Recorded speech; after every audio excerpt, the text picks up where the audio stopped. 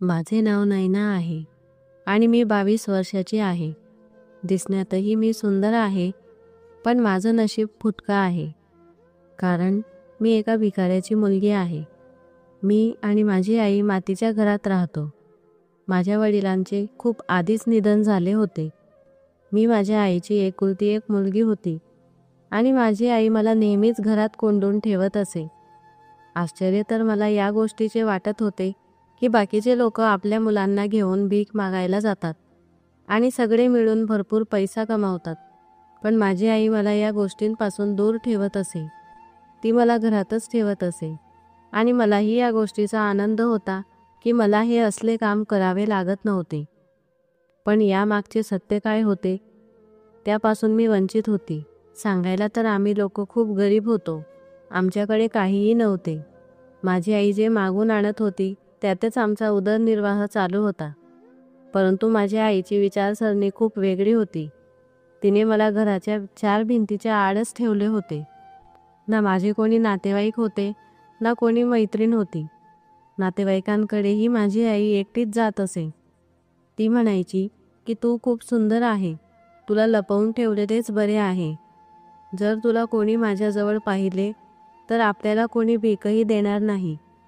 तू माझे भविष्य आहे. हे ऐकून मला खूप आश्चर्य वाटायचे की माझी आई असा विचार का करते. माझ्याकडे कोणतीही कला नव्हती. तिचे असे बोलणे ऐकून मी शांत बसायची आणि तिच्या मनात माझ्याविषयी काय आहे या बाबतीत मला जराही कल्पना नव्हती. आता हळूहळू वेळ निघत गेली आणि मी बघता बघता 20 वर्षाची झाली होती.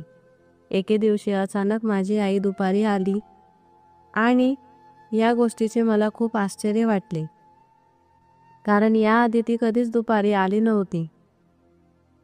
मला असे वाटले की ती मला जेवण देण्यासाठी आले आहे. तिने एक ओढणी काढून माझ्या डोक्यावर टाकली आणि मला चेहरा बांधायला सांगितला. मीही आईच्या सांगण्यावरून माझा चेहरा लपवला आणि ती मला घेऊन बाहेर गेली.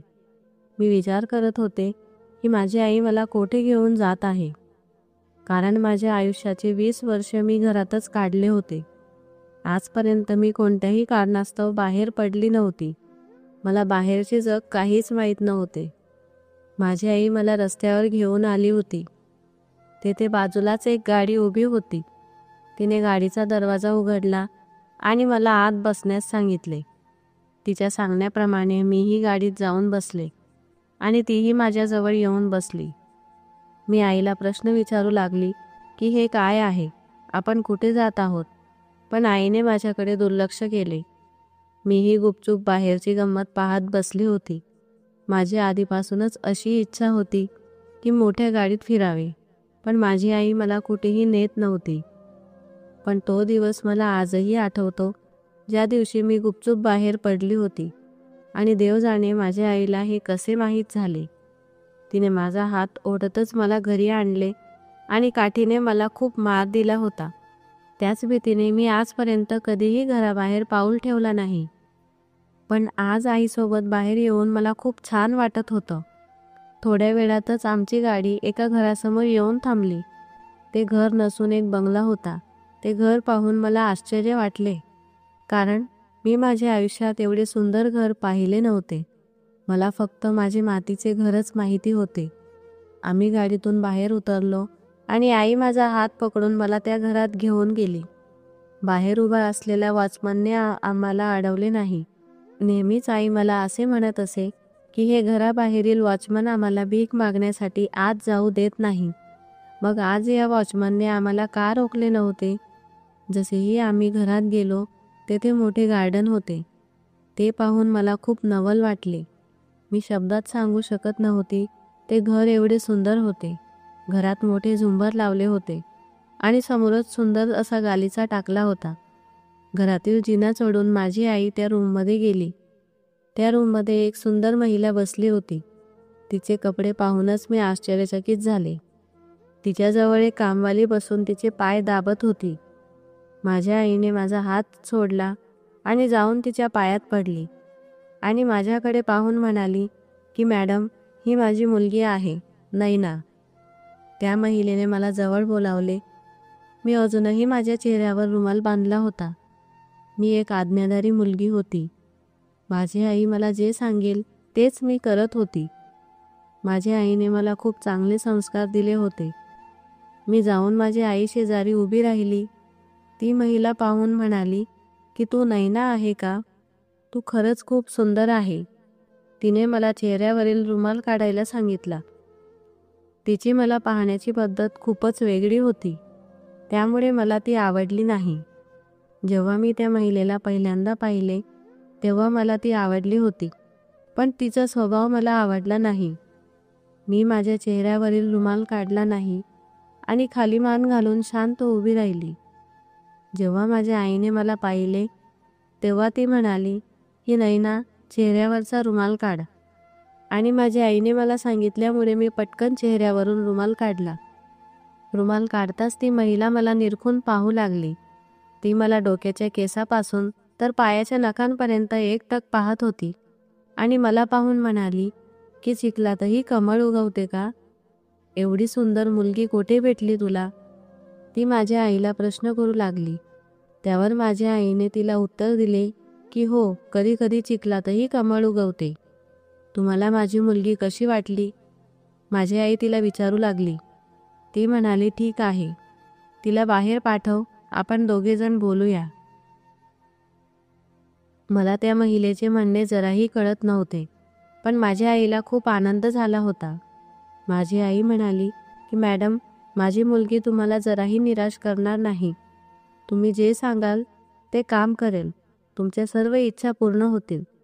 आणि मला म्हणाली की नैना, तू बाहेर जाऊन बस, मला मॅडमसोबत काहीतरी बोलायचे आहे. मी बाहेर जाऊन विचार करू लागली की माझ्या आईला त्या महिलेशी असे काय बोलायचे आहे. बाहेर बसून मी त्या घराची सुंदरता पाहत होती. अचानक मला एक माणूस पायऱ्या चढून येताना दिसला. त्याचे संपूर्ण लक्ष त्याच्या फोनमध्ये होते. मी त्याला येताना पाहिले आणि मी लगेच उभी राहिली. तो माझ्याकडे एकटक पाहू लागला. तो नक्कीच मला वेगळ्या नजरेने पाहत होता आणि मला खूप लाज वाटत होती. मी आता फक्त माझ्या आईची बाहेर येण्याची वाट पाहत होती. पण बराच वेळ झाला तरीही आई बाहेर आली नव्हती आणि तो माणूसही मला पाहतच आत रूममध्ये गेला. तिथे काय चालले होते मला काहीही कळत नव्हते. थोड्या वेळाने माझी आई खूप आनंदाने बाहेर आली आणि येताच तिने मला मिठी मारली. मी आश्चर्यचकित होऊन माझ्या आईकडे पाहू लागली की हे काय चालले आहे. आई मला म्हणाली की नैना, मी तुला मॅडमकडे सोडून जात आहे. ते तुला जेही काम सांगतील ते तू कर. जर तू त्यांचे काही ऐकले नाही तर तू विचार करून ठेव, माझ्यापेक्षा कोणीही वाईट नाही. हे लोक आपल्याला खूप पैसे देणार आहेत आणि त्या पैशाने आपण आपले स्वतःचे घर घेऊया, चांगले कपडे घेऊया. आईचे हे बोलणे ऐकून मलाही खूप आनंद झाला होता. मी लगेच होकार दिला आणि म्हणाली की आई, तू जसं सांगशील तसं मी करेन. पण मला याची कल्पना नव्हती की पुढे माझ्यासोबत काय होणार आहे, माझ्यावर काय संकट येणार आहे. मी शांतपणे उभे राहून माझ्या आईला जाताना पाहत होती. थोड्या वेळात ती महिला बाहेर आली आणि मला तिच्यासोबत घेऊन गेली. मीही तिच्या मागोमाग चालू लागली. मला माहीत नव्हते की ती मला कुठे घेऊन जात आहे, पण माझे मन बेचैन होत होते आणि मला असे वाटत होते की माझ्यासोबत काहीतरी वेगळे होत आहे. ती मला घेऊन एका रूममध्ये गेली. तो रूम खूप सुंदर सजवलेला होता. तिने मला बसायला सांगितले आणि तीही माझ्यासमोर जाऊन बसली. त्या खोलीत फर्निचर होते आणि बेडवर पांढरी चादर पसरलेली होती. तिने मला त्यावर बसण्याचा इशारा केला आणि मी समोरच्या सोफ्यावर बसली. मी शांतपणे त्या बाईसमोर खाली मान करून तिच्याकडे बारीक नजरेने बघत बसली होती. तिने माझ्याकडे बघितले आणि म्हणाली, तुझे नाव काय आहे? मी क्षणभर आश्चर्यचकित झाली. त्या बाईला माझे नाव माहीत असूनही पुन्हा विचारण्याची गरज नव्हती. पण आई म्हणाली होती की या बाईच्या प्रत्येक गोष्टीचे पालन करावे लागेल. मी मान खाली करून हळू आवाजात म्हणाली, माझं नाव नैना आहे. तिने दुसरा प्रश्न विचारला, तुझे वय काय आहे? मला क्षणभर अस्वस्थ वाटले. ही बाई मला इतके प्रश्न का विचारत होती? पण आत्ता मला प्रश्नाचे उत्तर देणे योग्य वाटले नाही. मी म्हणाली, मी 20 वर्षांची आहे. मग तिने मला जे सांगितले ते ऐकून माझ्या पायाखालची जमीनच सरकली. माझी सख्खी आई माझ्याशी असे करेल यावर माझा विश्वासच बसत नव्हता. मी त्या बाईकडे डोळे विस्फारून पाहत होती. मी नाही म्हणून मान हलवली आणि म्हणाली, नाही, हे होऊ शकत नाही. माझी आई माझ्याशी असे करू शकत नाही. ती म्हणत होती की तुला माझी आज्ञा पाळावी लागेल. मी तिला म्हणाली, तू मला घरातील काहीही काम सांग, पण हे सर्व काम मी कोणत्याही परिस्थितीत करणार नाही. जी गोष्ट त्या बाईने सांगितली होती ते ऐकून माझ्या अंगावर काटे आले. माझी आई माझ्यासोबत असं काही करेन असं मनातही नव्हतं. मी त्या बाईसमोर हात जोडून म्हणाली, माझ्यासोबत असे अत्याचार करू नका. माझ्या आईचा कदाचित गैरसमज झाला आहे. तुम्ही जे बोललात ते समजून घेण्याची तिची नक्कीच चूक झाली आहे. तुम्ही मला जाऊ द्या. मी माझ्या आईशी बोलते, तरच मी तुमची ऐकेन. मी माझ्या जागेवरून उभी राहिली आणि दाराकडे गेली. मग अचानक ती बाई अजून एक गोष्ट बोलली. ते ऐकून माझी पावले साखळदंड झाली आणि मी ओल्या डोळ्यांनी त्या बाईकडे पाहू लागली. तिच्या चेहऱ्यावर एक विचित्र हास्य होते. तिने माझ्याकडे बघितले आणि म्हणाली, जर तू माझे ऐकले नाहीस आणि माझे काम केले नाहीस तर मी तुझ्या आईला दिलेले पैसे तुला दुप्पट परत करावे लागतील. तुम्ही राहता त्या घरातूनही तुम्हाला बेदखल केले जाईल. मी ते मातीचे घर उद्ध्वस्त करीन. म्हणून माझ्या सर्व इच्छा शांतपणे पूर्ण करणे तुझ्यासाठी योग्य आहे. अन्यथा माझ्यापेक्षा वाईट कोणीही नाही. तिचे बोलणे ऐकून मी गप्प झाली आणि रडतच जमिनीवर बसली. त्या बाईने मला आणखी काही गोष्टी समजावून सांगितल्या आणि खोली सोडली. आता तो येऊन माझे आयुष्य उद्ध्वस्त करेल हे मला माहिती होते. खोलीच्या दारावर टकटक झाली तेव्हाही मी रडतच होती. माझे शरीर थरथरत होते. मी काय करायला हवे होते ते मला समजत नव्हते. त्या महिलेने सांगितले की माझ्या आईने माझ्याशी 25 लाख रुपयांचा सौदा केला होता. मला त्यांच्यासाठी मुलाला जन्म द्यावा लागेल आणि सुमारे 1 वर्ष त्यांच्यासोबत राहावे लागेल. हे सगळे ऐकून माझ्या पायाखालची जमीन सरकली. या लोकांना एक सुंदर मूल हवे होते आणि म्हणूनच त्यांनी मला पसंत केले. पण माझा आत्मा थरथरत होता. मला असे पाऊल उचलायचे नव्हते, पण माझ्या आईने आगाऊ काही पैसे घेतले होते असे महिलेने मला स्पष्टपणे सांगितले होते. हे काम मी केले नाही तर माझ्या आईला तिने दिलेल्या रकमेच्या दुप्पट पैसे द्यावे लागतील. ही गोष्ट ऐकून माझे मन खूप दुःखी झाले. मी तिची मुलगी आहे हे माझ्या आईला अजिबात कळले नाही. मी हे सर्व कसे करू शकते? त्या क्षणी पुन्हा दारावर टकटक झाली आणि मी परत माझ्या स्तब्ध अवस्थेत आली. माझ्या शरीराचा प्रत्येक भाग थरथरत होता. मला काय करावं काही सुचत नव्हतं. मी दार उघडायला हवे होते का? मी दार उघडले नाही तर हे लोक माझ्या आईला विनाकारण फोन करतील आणि तिला त्रास देतील असा विचार करून मी घाबरली आणि दरवाजाजवळ आली. पण आता मी काहीच करू शकत नव्हती.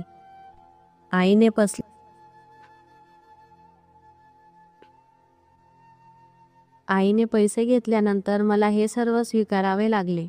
मी दार उघडले आणि समोर उभा राहिला तो दुसरा कोणी नसून तोच माणूस होता जो पायऱ्या चढत होता. त्याच्या चेहऱ्यावर एक राक्षसी हास्य होते. त्याने खोलीत प्रवेश करून खोलीचा दरवाजा बंद केला होता. त्या माणसाकडे बघत मी घाबरलेल्या स्वरात म्हणाली, देवासाठी माझ्यावर असा क्रूरपणा करू नका. मी पुन्हा त्याच्या पायाशी बसली आणि हात जोडून म्हणाली, देवासाठी माझ्याशी असे करू नकोस. देवाने तुला पत्नीही दिली आहे. तू माझ्याशी असे काही केलेस तर देव तुला सोडणार नाही. पण तो पिसाळलेला कुत्रा झाला होता. त्याने अचानक माझा हात आपल्या दोन्ही हातात पकडला आणि मला नियंत्रित करत म्हणाला, जर जास्त बोललीस तर माझ्यापेक्षा वाईट कोणीही होणार नाही. तू मला स्वतःहून स्वाधीन कर, नाहीतर तुझ्या कुटुंबाला तुडवीन. त्याचे शब्द इतके भयानक होते की मी भीतीने थरथर कापली. मला खूप वेदना होत होत्या कारण हे सर्व माझ्यासाठी नवीनच होते आणि हे सर्व अचानक घडत होते. म्हणूनच मी जास्त घाबरली. मी त्याच्यासमोर हात जोडून त्याला विनवणी करत होती की हे सगळं माझ्याशी करू नकोस. मी या सगळ्यांसाठी बनलेली नाही. माझ्या आईने मला नेहमीच लपवून ठेवले आहे, पण माझा एकही शब्द त्यांना ऐकू आला नाही. त्या व्यक्तीने माझी आबरू हिरावून घेतली. माझ्या आत्म्याचे तुकडे झाले होते आणि माझ्याकडे काहीही शिल्लक राहिले नव्हते. तो खोल श्वास घेऊ लागला व त्याने पुन्हा आपली क्रूरता दाखवायला सुरुवात केली आणि मी काहीच करू शकत नव्हते. फक्त त्याच्यासमोर निर्जीव पुतळ्यासारखी पडून होते. आणि मग तो खोली सोडून निघून गेला. माझ्या आईने मला या कामासाठी विकले का? हा विचार करून माझ्या अंगावर काटे आले आणि मला खूप त्रास सहन करावा लागला. मला कोणत्या जन्माची शिक्षा केली जात होती हे समजून घेण्यास वेळही संपली होती आणि माझे नुकसानही झाले होते. हळूहळू वेळ जाऊ लागला होता आणि आता मी त्याच्या घरी राहत होती. मला ही खोली दिली गेली. जीवनात थोडे बरे झाले होते, पण जेव्हा कधी ती व्यक्ती माझ्याजवळ यायची तेव्हा माझ्या मनाची इच्छा नसताना तो त्याच्या मनाप्रमाणे माझा वापर करायचा. मी रडायची, पण तो माणूस मला सोडत नव्हता. मी विचार करायची की माझ्या आईने मला येथून घेऊन जावे, पण कदाचित हे आता शक्य नव्हते आणि हे सर्व माझ्या आयुष्यात लिहिले होते. मला या घरात राहून जवळपास 1 महिना उलटून गेला होता. मग अचानक माझी तब्येत खूप खराब होऊ लागली. कधी मला उलट्या होत होत्या तर कधी बेशुद्ध होत होते. माझी अवस्था पाहून त्याला खूप आनंद झाला आणि मी डॉक्टरांकडे गेल्यावर जेव्हा चेकअप केले तेव्हा कळाले की मी गरोदर आहे आणि लवकरच आई होणार आहे. त्या महिलेने मला घट्ट मिठी मारली आणि माझ्या कपाळाचे चुंबन घेतले आणि म्हणाली, मी सांगू शकत नाही की तो आम्हाला किती आनंद दिला आहे. स्वतःची खूप काळजी घे आणि माझ्या मुलाची देखील खूप काळजी घे. तुझ्याकडून मला थोडीशीही तक्रार आली तर लक्षात ठेव, मी तुला कोणत्याही किमतीत जिवंत सोडणार नाही. माझे मूल तुझ्या भरवशावर आहे. मी आश्चर्यचकित झाली आणि विचार करू लागली की मी या मुलाला जन्म देणार होते, मग हे मूल तिचे कसे झाले? आणि ज्या अधिकाराने ती बोलत होती त्यावरून असे वाटते की हे मूल जन्माला आल्यावर ती माझ्याकडून हे मूल घेऊन जाईल. हा विचार करून माझ्या डोळ्यात पाणी आले, पण मी काही बोलू शकत नव्हते. मी उदास होऊन खोलीत शांतपणे बसली. माझे मन खूप दुखत होते. मला वेदना होत होत्या. मला या घरापासून दूर जायचे होते. त्या लोकांनी माझं आयुष्य उद्ध्वस्त केलं होतं. वेळ निघून जात होती आणि मी या खोलीत कैद झाली होती. माझ्या दिसण्याने माझे आयुष्य उद्ध्वस्त केले होते. जेव्हापासून मी हा आनंद ऐकला तेव्हापासून कृतज्ञतापूर्वक तो माणूस माझ्याजवळ आला नाही आणि ती बाई मला म्हणाली की आता तुला काळजी करण्याची गरज नाही. माझा नवरा तुझ्याकडे येणार नाही. पण खरे दुःख आता होणार होते हे मला माहीत नव्हते. ही सगळी फक्त सुरुवात होती. त्या महिलेने मोठी पार्टी दिली होती. ती गरोदर असल्याचे सर्वांना सांगायचे होते आणि तिने मला खोलीत राहण्यास सांगितले. संपूर्ण घर सजवले जात होते. काही ठिकाणी फुगे तर काही ठिकाणी गुलाबाची फुलं लावली जात होती. मी घडत असलेल्या सर्व गोष्टी पाहत होती, पण मी काहीच करू शकत नव्हते. ज्या मुलासाठी सर्व काही घडत होते त्याची आई खोलीत रडत होती आणि खाली सर्वजण आनंद साजरा करत होते, परंतु मी काहीही करू शकत नाही. हळूहळू वेळ जात होता आणि रात्री पाहुणे येऊ लागले. तिथे दारूची पार्टी चालू होती. सगळीकडे लोक मस्ती करत होते आणि मी बाल्कनीत उभी राहून हे सगळं पाहत होती. इथून लवकरात लवकर बाहेर पडण्यासाठी मी मनापासून देवाला प्रार्थना करत होती. मला इथून लवकरात लवकर निघायचं होतं आणि मला माझ्या मातीच्या घरात जायचे होते, कारण तिथे अधिक शांत जीवन होते. हे जीवन माझ्यासाठी नरक झाले आहे. अनेकदा मी माझ्या मातीच्या घरात प्रार्थना करायची की मलाही एक आलिशान राजवाडा मिळावा आणि मी या छोट्याशा घरातून बाहेर निघून राजवाड्यात जावे. पण ते छोटंसं घर माझ्यासाठी किती महत्त्वाचं आहे हे आता मला जाणवत होतं. निदान तिथे तरी शांतता होती.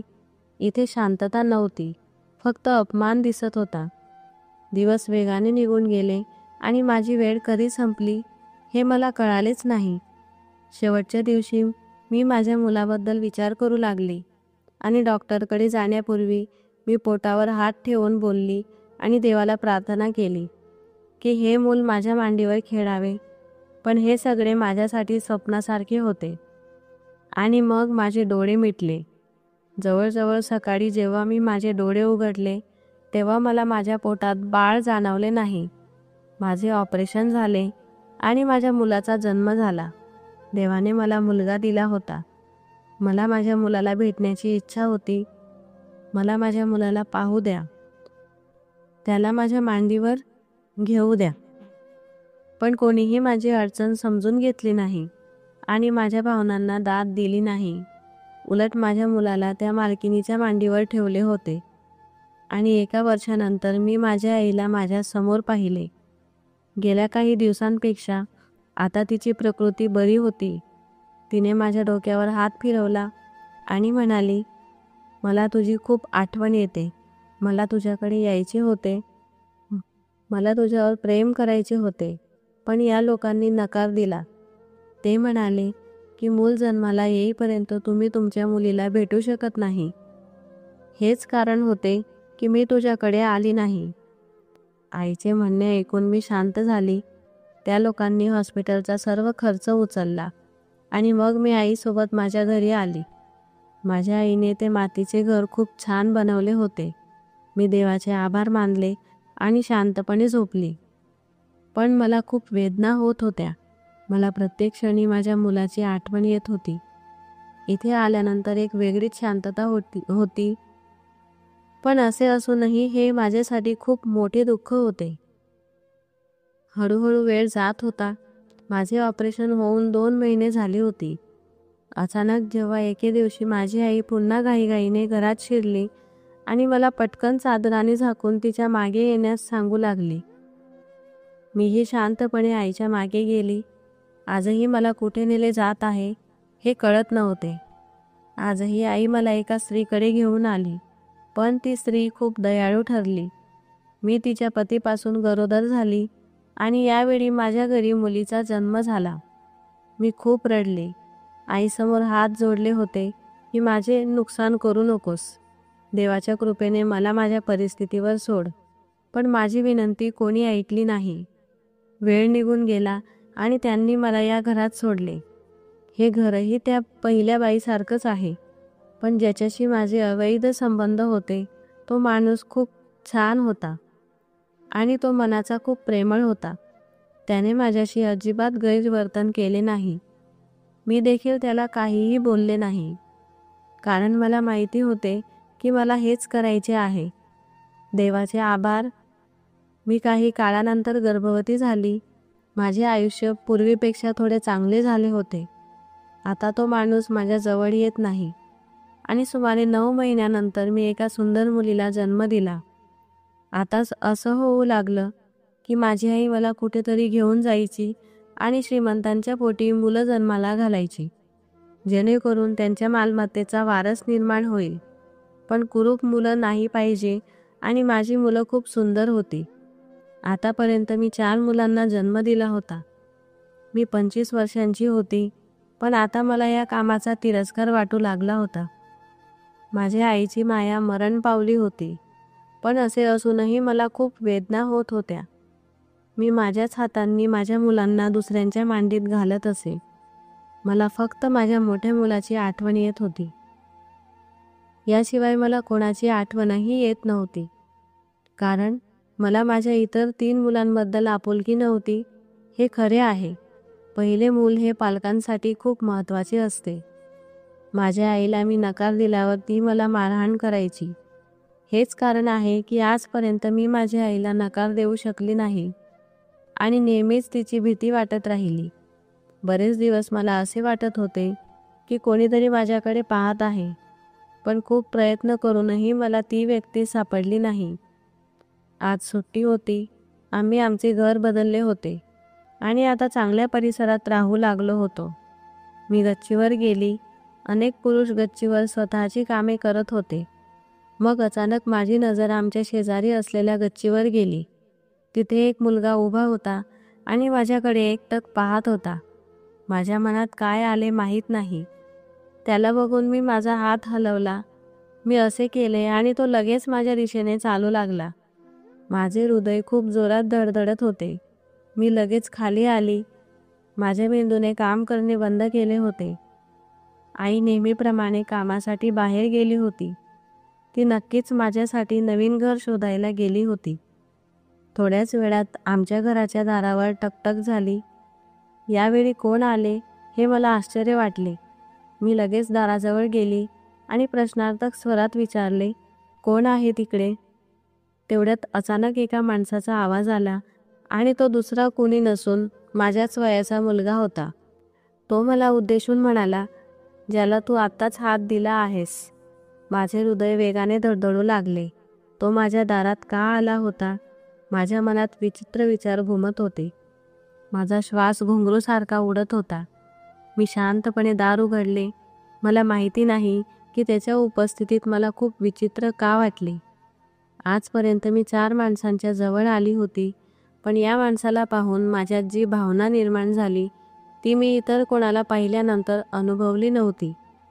माझ्याकडे बघून तो म्हणाला, मला तुझ्याशी तातडीने बोलायचे आहे. खूप दिवसांपासून तुझ्याशी बोलायचे होते, पण तुला पाहून भीती वाटत होती. पण आज तुमचा प्रतिसाद बघून माझी हिंमत वाढली आहे. काय करावे या विचाराने माझे मन अजिबात काम करत नव्हतं. त्याला आत येऊ द्यावे की नाही, पण थोडा विचार करून मी त्याला आत येऊ दिलं. जेव्हा एखाद्या व्यक्तीला एखाद्या गोष्टीतून आनंद मिळत असेल तर त्याला काहीही कळत नाही. अशी स्थिती माझी झाली होती. तो बराच वेळ आमच्या घरी बसून राहिला आणि त्याने मला फक्त एकच गोष्ट सांगितली की मी जेव्हापासून तुला माझ्या घराजवळ राहताना पाहिलं तेव्हापासून माझ्या मेंदूने काम करणे बंद केले आहे. मी फक्त माझ्या हृदयाचे बोलणे ऐकतो. तू मला आवडू लागले आहे आणि तुझ्याशी लग्न करू इच्छितो. मी तुला जगातील सर्व सुख देईन, पण तू फक्त माझ्याशी लग्न कर आणि मला त्या बदल्यात काहीही नको. मी विचार करत होती की मी त्याला काय उत्तर देऊ शकते. तो मुलगा दिसायला चांगला आणि कमाई करणारा होता. मी त्याला हो म्हणायला हवे होते का? पण त्यावेळी मी गप्प राहिली आणि त्याच्याकडे वेळ मागितला. मी त्याला नकार दिला नाही. त्याने मला त्याचा नंबर दिला. आता आम्ही दोघं रोज बोलू लागलो. आम्ही जवळजवळ 2 आठवडे सतत बोलत होतो आणि या 2 आठवड्यात मला खूप काही समजलं. मला जाणवले की ही व्यक्ती खरोखर वेगळी आहे. तो मला खूप महत्त्व देत होता. क्षणाक्षणाला मला याची जाणीव करून दिली की मी त्याच्यासाठी किती महत्त्वपूर्ण आहे. माझ्या आईने मला पुन्हा एकदा ढकलायला सुरुवात केली, पण आता मला पुरे झाले होते. मी त्या मुलाला होकार दिला होता आणि कदाचित ही माझ्या आयुष्यातील सर्वात मोठी चूक ठरणार होती. मनोजने लगेच होकार दिला आणि दुसऱ्या दिवशी सकाळीच आमच्या घरी आला. माझी आई काही कामानिमित्त बाहेर गेली होती. मनोजला पाहताच मी त्याला मिठी मारली आणि घाबरून म्हणाली की मला इथून लवकर घेऊन जा, नाहीतर माझी आई मला दुसऱ्याच्या हवाली करेल. या 2 आठवड्यात माझ्यासोबत घडलेली सर्व घटना मी मनोजला सांगितली. मला अजिबात भीती वाटत नव्हती. तो मला सोबत घेऊन घरातून बाहेर निघाला. तो म्हणाला की आजच आपण लग्न करू, पण त्याआधी मी तुझी कोणाशी तरी ओळख करून देतो. मी आश्चर्यचकित होऊन मनोजकडे पाहिले आणि म्हणाली, आमच्याकडे जास्त वेळ नाही. जर माझी आई आली तर ती मला कधीच तुझ्याशी लग्न करू देणार नाही, कारण तिने मला तिचा व्यवसाय बनवला आहे. पण मनोज म्हणाला की तो माझी कोणाशी तरी ओळख करून देईल, अन्यथा तो माझ्याशी लग्न करू शकणार नाही. मी आश्चर्यचकित झाली आणि मनोजसोबत जायला तयार झाली.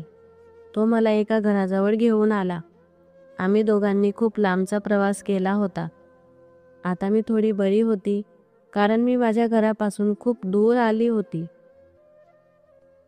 मी मनोजसोबत त्या दरवाजाजवळ उभी होती आणि मला समजत नव्हते की मी आत जावे की नाही, किंवा मी येथून परत जावे.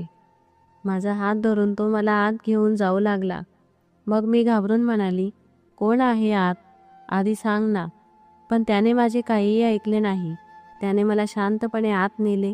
घरात पूर्ण अंधार झाला होता. तो मला वरच्या खोलीत घेऊन गेला आणि समोरचे दृश्य पाहून मी थक्कच झाली. मी जे पाहत होती त्यावर माझा विश्वासच बसत नव्हता. ते वास्तव आहे याची जाणीव मला होत नव्हती. मी अस्वस्थपणे म्हणाली, "नाही, मी जे पाहते ते खरं नाही. तू मला सांग, ते खोटं आहे." पण मनोजने लगेच मला त्याच्या छातीशी घट्ट मिठी मारली. मी जोरात रडायला लागली. समोर माझ्या आईचा फोटो होता आणि त्यावर हार घालण्यात आला होता. माझ्या आईचे निधन झाले आणि ती मला या जगातून सोडून गेली. आज मनोजने मला सांगितले होते की आज तो माझ्याशी लग्न करण्याचा विचार करत होता. पण अचानक त्याच्या एका मित्राने फोन करून सांगितले की त्याची भावी सासू रस्त्याच्या मधोमध पडली आहे. आणि जेव्हा मी त्या ठिकाणी पोहोचलो तेव्हा खूप उशीर झाला होता आणि तिथे पोहोचण्याआधीच वेळ गेला होता. मी त्यांना ताबडतोब रुग्णालयात दाखल केले, पण डॉक्टरांनी सांगितले की ते आता आपल्याला सोडून गेले आहेत. हे माझे घर आहे आणि मी येथे माझे कुटुंब स्थायिक करणार आहे. त्या रात्री मी खूप रडली. माझी आई जी काही होती तिने मला जन्म दिला आणि नेहमीच माझी काळजी घेतली. होय, पण तिने मला स्वतःच्या फायद्यासाठी वापरले आणि ती गोष्ट चांगली नव्हती. पण मी माझ्या आईला खऱ्या मनाने माफ केले होते. या काळात मनोजने मला खूप साथ दिली. आम्ही दोघांनी लग्न केले आणि आता मी मनोजसोबत त्याच्या त्याच घरात राहते जिथे माझ्या आईचा फोटो टांगलेला आहे. माझे आयुष्य थोडेसे पूर्ववत झाले आहे आणि देवाने मला मुलाचा आशीर्वाद दिला. तो माझ्यावर खूप प्रेम करत असे आणि कधीच सोडून जाणार नाही असे मनोज म्हणतो. एखाद्या व्यक्तीच्या जीवनात अनेक चढ उतार येतात, परंतु अशी वेळ नक्कीच येते जेव्हा देव त्याच्या सहनशीलतेचे फळ देतो. माझ्या पहिल्या अपत्याला जन्म देताना मला ज्या प्रकारचा त्रास सहन करावा लागला ते मी कधीच अनुभवले नव्हते. मी माझ्या मुलाला मिठी मारली आणि खूप रडली, जो माझा आणि मनोजचा मुलगा होता. मी आता खूप आनंदी जीवन जगत आहे. मला कोणाचीही चिंता नाही. माझे फक्त मनोजवर प्रेम आहे आणि मला फक्त त्याच्यासोबतच जगायचे आहे. मी माझ्या आयुष्यात केलेल्या सर्व चुका विसरून नवीन आयुष्याला सुरुवात केली आहे. तर मित्रांनो, या कथा सांगण्याचा उद्देश असा आहे की यातून आपल्याला जे काही चांगले घेता येईल त्या गोष्टी आपण आत्मसात कराव्या आणि वाईट गोष्टींकडे दुर्लक्ष करावे. मित्रांनो, तुम्हाला व्हिडिओ कसा वाटला हे नक्कीच कळवा. व्हिडिओला लाईक करा आणि तुम्ही आमच्या चॅनलवर नवीन असाल तर नक्कीच सबस्क्राईब करा. जय हिंद, जय महाराष्ट्र. धन्यवाद.